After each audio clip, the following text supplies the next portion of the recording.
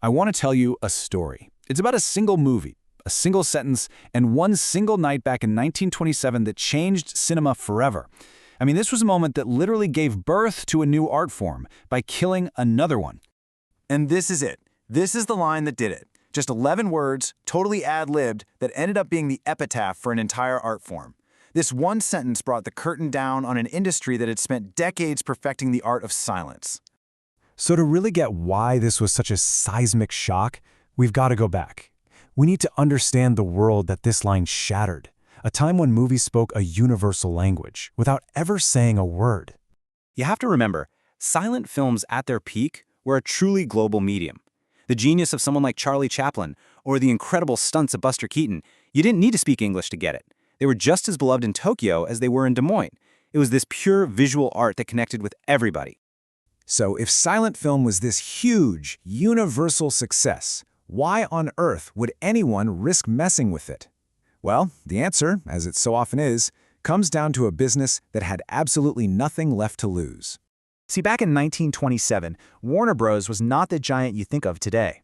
They were a minor studio, and honestly, they were circling the drain, on the verge of bankruptcy. They were so desperate for any kind of edge that they were willing to bet the entire company on a new piece of technology that pretty much everyone else in Hollywood thought was just a cheap gimmick. And that technology was called the Vitaphone. Now, get this, it wasn't sound on the actual film strip, oh no. It was sound from a separate, gigantic record that had to be perfectly, and I mean perfectly, synced up with the projector. It was clunky, it was fragile, and the whole industry was pretty much convinced it was destined to fail.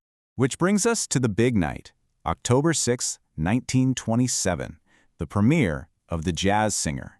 This was the night that this clumsy, so-called gimmick was about to accidentally start a revolution. So picture it. The audience files in. They're expecting a mostly silent movie, maybe with a few songs thrown in.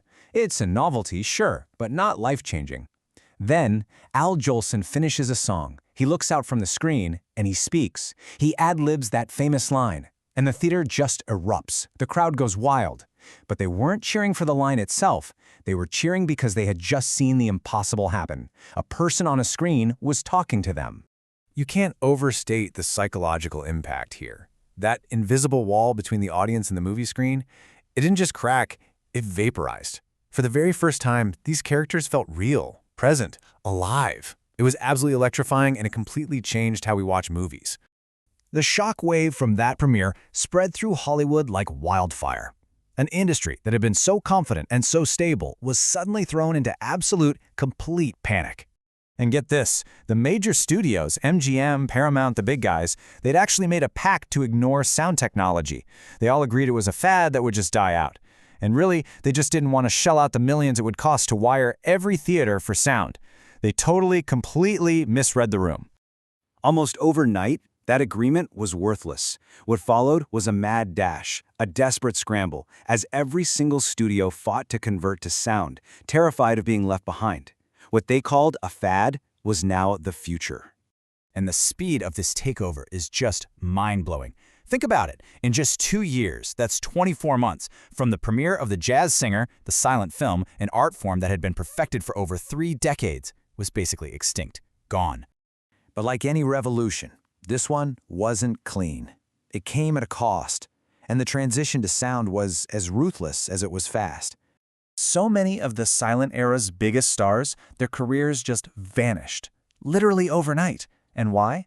Because for the first time, audiences heard their voices, and those voices didn't match the heroes and heroines they'd come to love on screen. A voice that was a little too high, or an accent that was a little too thick, that was all it took. It was a career death sentence. And it wasn't just the actors. The art of filmmaking itself took a huge step backward, believe it or not. By the late 20s, silent film cameras were fluid, they were mobile, they could go anywhere. But the early sound cameras, they were so loud they had to be locked inside these massive soundproof boxes they called ice boxes. So all that beautiful visual poetry was gone, replaced by static, stagey scenes, all for the novelty of hearing someone talk. All of this brings us back to that one night in 1927. A night that marked a definitive end to one era and the chaotic, messy, but totally unstoppable beginning of a new one. And that's really the great paradox of this whole thing, isn't it? The movies found their voice, and that voice would lead to some of the greatest art of the 20th century. But to find that voice, they had to forget the beautiful universal language they had already mastered. So it leaves us with this fascinating question to chew on. We all celebrate the moment the movies learned to speak. But maybe we should also take a moment to think about what was lost when they forgot how to be silent. It's a great reminder that progress always comes at a price.